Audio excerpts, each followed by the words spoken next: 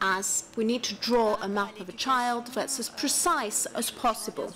So when you talk about education, there's a problem with setting boundaries. Of course, that's not just gifted children, but a child needs to have clear boundaries that are drawn out, because if they have no boundaries at all, well, the child will be more anxious, they'll be sad, and they won't really know where they are, because a child needs to feel protected. And protection goes with boundaries, because otherwise, if they have no boundaries, they do not feel secure. Un enfant a besoin de se sentir protégé. Et la protection passe aussi par les limites, bien entendu. Et un enfant sans limite n'est pas un enfant protégé, n'est pas un enfant sécurisé. Son âge, déjà dans un premier temps, et le plus important, c'est la sphère familiale. Donc comme je vous ai dit, l'éducation et la mise en place de limites, même pour un enfant précoce qui a besoin de s'épanouir, et donc de développer sa curiosité et son esprit aventurier, cet enfant a aussi besoin de limites. How we help children depends on their age. Well, the first area, a very important area we focus on, is the family. We need to teach the parents how to interact with their child, how to educate them and set boundaries, because even a gifted child who needs a lot of space, a lot of leeway in order to grow, in order to develop their curiosity and feed their curiosity, parents must be aware that these children still need boundaries. Secondly, there's the issue of schooling. We need to see when a child needs to be changed, when he needs to go to a different school, because often intellectually gifted children need to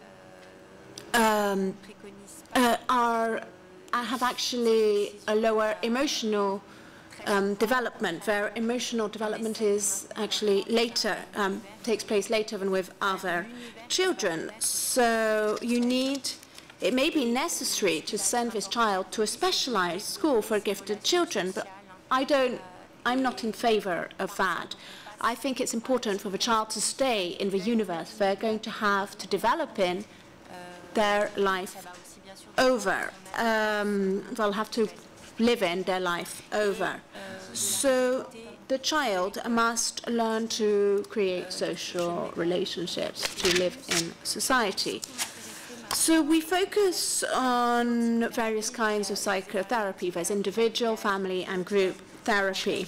It all depends on the child and also the school they're in. I'm going to stop on that topic now, and I'm going to talk about the different kinds of psychotherapy, because there are many. There's individual, family, and group psychotherapy. When we talk about group psychotherapy, well, what's important is personal, the child learning to express themselves, learning to defend themselves in a group. We think that this group therapy is made up of several sessions which help the children manage their difficulty with the outside world. I'm also going to talk about individual therapy, because there's many areas of individual therapy, and it's very important. I think it's a cornerstone of this therapy. There are many areas of looking after the children, and with a child, of course, it can't be totally individual therapy. We need to meet with the parents and teach them how to work with the child, to help understand their attitude and any educational issues. I think all these are important areas. It's very difficult for the parents to understand the child, because the child is very difficult when you're working with a gifted child. You need individual psychotherapy for the child, but you also need to focus on the parents. And there are so many different therapies. There's attitude therapies, there's work on building up the child's confidence and on building up their emotional areas. And we need often stress is a problem of management, which we have to help the child solve. The stress is linked to an unbalance, and often therapy helps us find solutions to this. It helps us help the child manage the problems. With a child, the kind of therapy we use depends on the age of the child, because often gifted children speak very well. They're very advanced linguistically, but they still are children. So until the age of 3, we try and find different ways of expression than just the linguistic aspect. We will use plasticine or drawing, and from 4 years onwards, it changes. Un développement verbal souvent assez élevé, il n'empêche qu'il reste des enfants, et donc diverses modalités, diverses expressions vont être utilisées. Donc les tout petits, à partir de 3 ans, c'est la pâte à modeler, les dessins. Et puis, ça devient très intéressant, le travail avec les enfants à partir de 4 ans, surtout les enfants précoces, souvent les marionnettes, oui. Donc, par divers moyens qui au fond, sont utilisés dans l'expression artistique, l'enfant va pouvoir exprimer surtout émotionnellement, puisque le problème, en fin de compte, avec le verbal, et même chez l'adulte, c'est ça met une distance entre ce que l'on ressent et ce que l'on dit. Et cette distance, elle est intéressante et à travailler et à utiliser, mais déjà, dans un premier temps, l'enfant doit s'autoriser à exprimer. Et en fonction de certains enfants et de certaines...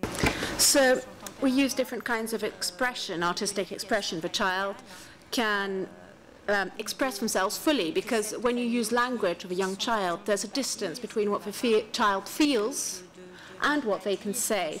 So children, this distance is really important, so we need to give a means to the child to express themselves. Some children, for example, try and express their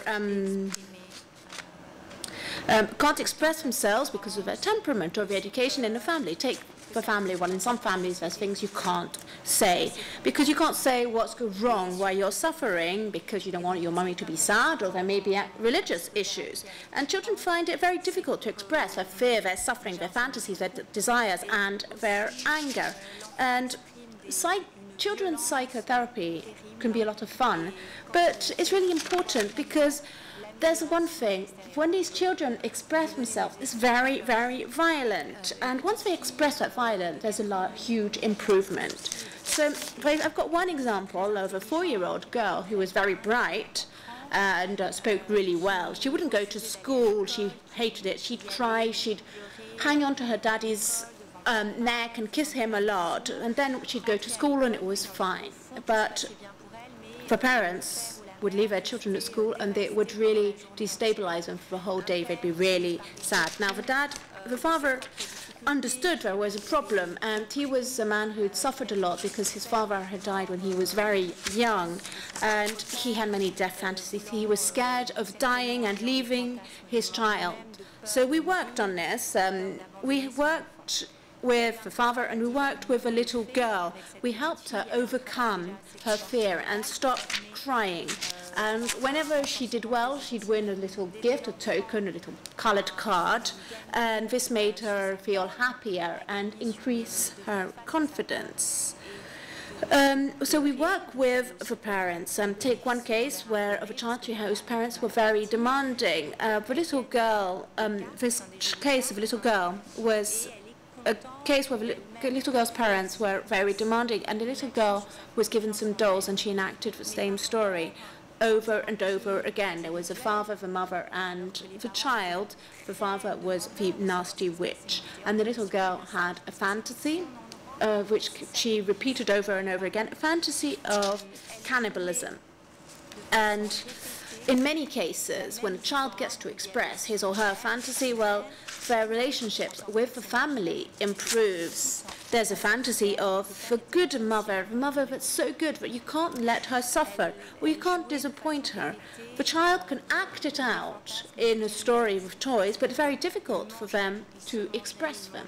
One girl took a witch, and it was a witch that could say, that could swear, that could say all the words she wasn't allowed to say. That's a technique we use a lot, the witch that swears, or the box for swear words as well. Because with these techniques, the child can express what worries them. Or there's a child that decided to kill her teacher. The teacher was a witch and it was suffocated by a snake. And the child was able to express this story in front of all her classmates who were eating popcorn, who were just watching.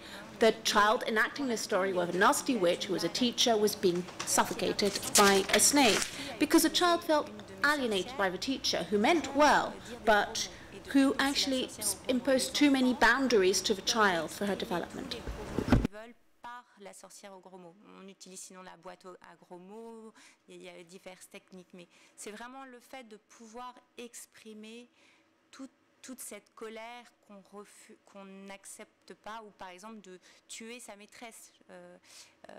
J'ai eu comme ça une sorcière qui était la maîtresse qui s'est fait étouffer par un serpent devant toute la classe. La petite fille avait choisi toute la classe et toute la classe mangeait des pop-corn en regardant la maîtresse sorcière se faire étouffer jusqu'au bout.